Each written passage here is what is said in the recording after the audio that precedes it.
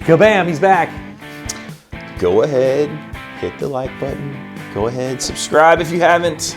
You could even click the bell. There you go. I really like how you did that right there. That was nice. That was perfect. That was smooth, and it was like Usually do it at the end. dropping maple syrup on the floor. Smooth and buttery. And something. But anyway, we're talking about amp tones and how your ear might have been tricked over the past few decades. Ooh, ouch. So what were you saying, Johnny? Let's get into it. Well, if a person, let's say a person ate at McDonald's every day for 3 years, and they didn't die. Okay. Suspend your belief for a minute. Disbelief. Every day. Triggered.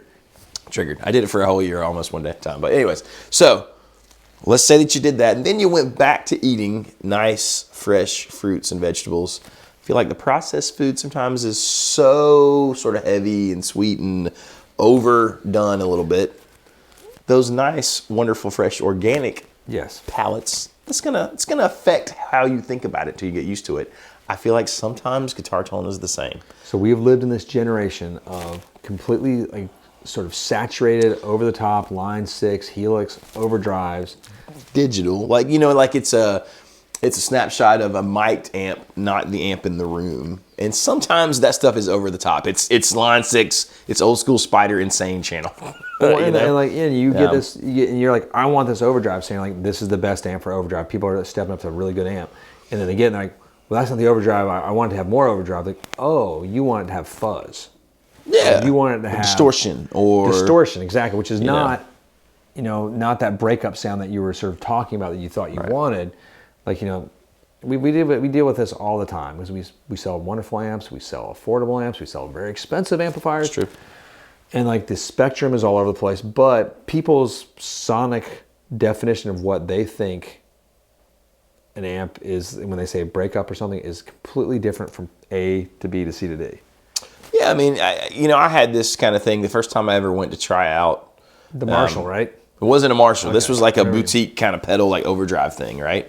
And I went and I played it, and I did not purchase it that day because it was cleaner than I was like, this doesn't do anything. I was playing through a really nice boutique amp. I was playing through a really nice pedal when I was trying it out. Playing through obviously a nice guitar. And it just, I think what my ear had were sort of cheaper effects and cheaper amps that I was oversaturating. Yes. I didn't know yet though. And when you play like that and nothing happens, you hit a note and the attack's not there, it doesn't push. You think that's better. In some ways, maybe it covers more of your... That's what I was going to say. It disguises, because for years, when I was doing, I had a full teaching program, I would never allow pedals, no distortion. Right. Even if we're working on distortion stuff, we're going to learn it sort of with a clean Fender.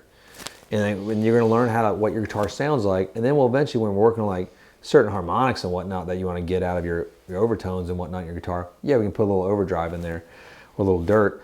But in general, it hides a lot. It does hide a lot. And we've gotten used to that. And it's not necessarily a good thing when you're trying to. It's a good thing if that's the tone you want and that's where you're happy with. You realize, but when you're wanting to get into sort of the boutique amp world, the vintage amp world, and just the good amp world of a really good Marshall tone, a really good Fender tone, a really great two-rock tone, a really great Magnatone tone. Ooh, I said tone back to back. Tone. It's different, right? It's just different than maybe what you had in your brain. We're sort of impressionists when it comes to tone, you know what I mean? Whatever you use, maybe the tone you have in your brain for Fender is not actually, if you went back and listened to those classic records and you peeled back everything and you heard just the amp tone, probably not. Well, and that's the weird part about because I love Fenders. I'm a Fender guy, and then when I played two rocks, that sort of was doing everything I wanted my Fenders to do. Yeah. That I sort of in my head that I wanted. Sure. I still love my vintage Fenders and my sort of reissue Fenders too. I love those too. Because they're all good. It's hard to beat a deluxe reverb reissue. Yeah. That's still one of the best amps out there, bang for your buck. It's amazing. You might argue the Princeton, but that's a whole different thing. Princeton's really cool too. The Twin as well, amazing, but really heavy. But the two rock sort of did this thing that in my ear, that sort of milky, gummy, sort of wind cries merry, right? Sound that I want is my sort of ideal. Yeah. And then when I think about Marshalls, they're really difficult. They're really difficult to get that sound that you hear, that you think you hear. I've always found that to be true. I don't know that I've ever had one that I enjoyed that way until we started getting the Magnatones, like the M80 stuff, Super 59s or even the Super 15s. Well, because we both like the bass. Right. We like that sort of warm round end, and like Marshalls tend to have a little bit more of that high end sparkle and that cut, whereas the Magnatone sort of has that with that bass. It kind of stays tight, you know what I mean? Where you don't have to like get rid of all the bass so that your sound isn't flubby or whatever. But yeah. But if you live your life in a Helix or you're playing direct in, it's a whole different interaction with your guitar first off, but the tone is just, it's a simulation of something, and then you can actually keep adding these layers of compression, overdrive, delay, reverb, and then you get used to this. I think for me too, right? Like I spent a lot of my playing life where you can't turn up loud, which I think is probably true for most of us. Yes. And then so like your reverb and your delay become substitutes for that, and you realize when you can get a really good amp or a decent amp, turn it up, tube amp, the need for some of those things goes away because what you want is there, like the sort of harmonics and the sustain. We don't get to do that though. Like if you take a super reverb, a Fender, and turn it, if you dime it out, it's magic. Oh, it's like you're like, oh, screw it. You can turn the reverb off. You're like, whatever. And like you don't need overdrive pedals. You don't need a boost. You don't need distortion usually. You might want a little something to get a little more like that sustain, but it's color and stuff at that point too. You know what I mean? But yeah, what it does turned up. But who gets to do that? It's a very rare, even as a gigging musician, it's a very rare opportunity. You can't go play the wine cellar and dime out your super reverb. Even when I play, every time we talked about this before. Thinking about people trying to every time I get to like a big club or like an outdoor stage, I think, oh, maybe I turn up, and the sound guy's like, no. We heard your amp. We thought we heard it, so turn it down. You just need to put your amp off stage or bring your own baffling. I am just going to start doing that. Because like you do have like your Magnatone setup is sort of heavenly. Yeah. And the M80 fortunately has the master in it, but your brand still though it's different. It's different. It is different. Once you get that master up past like 2.5, 3, it just like the heavens part. Isn't that funny? It is. And that's the problem with like when you have a 100-watt amp. Sometimes you got to cut it down to half power just so you can pull that master up and open it up. Because if you're at 5 on a 100-watt amp at full power, it's death cycle, but it's amazing. It's like I'll come back in the studio here sometimes when it's all said and done, it's closed, and I'll go sort of sit at the end of this room and get stuff louder. It's still, or you can be away from it a little bit. But that's amazing, it's not going man. back like You're still not that far. Like 10 feet from the camera behind, but it's still deafening. Yeah. I need to be out in the hallway. But I don't have a cable that long, unfortunately. Do we have any 30-feet cables? Yeah. I don't think I have any though. We don't anymore. Oh yeah, they're all gone. They died. I had some tire runaway audio. Oh, did they do 30-foot cables? God, that's crazy. That'd be awesome. All right. Maybe I'll have a 30. Give me a few of those so I can have one. Okay. All right. Yeah, probably. I don't know what color. Just get funky with me. But no. So that's a good. I like this topic because I think it's a good topic. We are firmly in this weird world of like we don't know. You often don't know what a good guitar tone is until you live with it for a bit too. You might get that amp and you're like, this isn't doing what I want it to do. It's like, just breathe. I constantly find for myself that what I think is good, like when I get out, that I still, even though I think I know, I get out playing live and the tone that I did not love, I have to get into my brain, that's what sounds good in the mix. That's what sounds good with the band.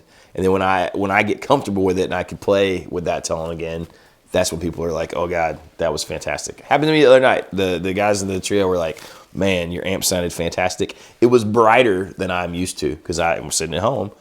I like for it to be dark and gooey and warm and nice. You sort of dark and warm it up a little bit. But I just have to make myself crank the treble up a little bit. Not ice pick. You don't want to get crazy. The amp that blew me away when it was at the Rooster when Zach was playing. Then he tricked me and was like, hey, come on stage real quick. And I was like, okay. And I plugged in the little Blues Junior. He just had it dimed out. It sounded awesome. Amazing. Yeah. I wasn't ready for it. And like the guitar was hanging around my knees. And I was like, oh, this is not how I play. Can I just sit down? And no, I can't sit down. It's a full packed audience. That makes sense because I saw your thing and you were like, had it up there. I was like, but he sounded awesome, dude. But I mean, there was no pedals. Yeah. It was just a Fender Blues Junior dimed out, and which is still loud.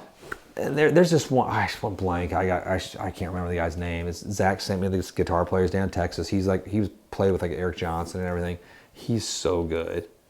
And he's just, most people will never hear this guy play. He plays at the Austin scene. He's known in the guitar player circle. I just forgot his name because I'm having a moment. Old person moment. But now I want to know.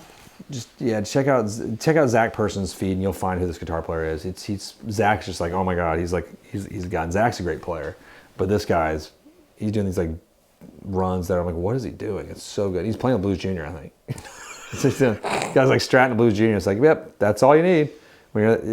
He's phenomenal. So sometimes that's the best tone. It is. It's a dimed out amp. I mean, some of the best. I shouldn't say this. This is horrible marketing. But some of the best tones I've ever heard live from guys are tiny little amps, or maybe 2 tiny little amps. No, B.B. King always played with a little amp, and it's just.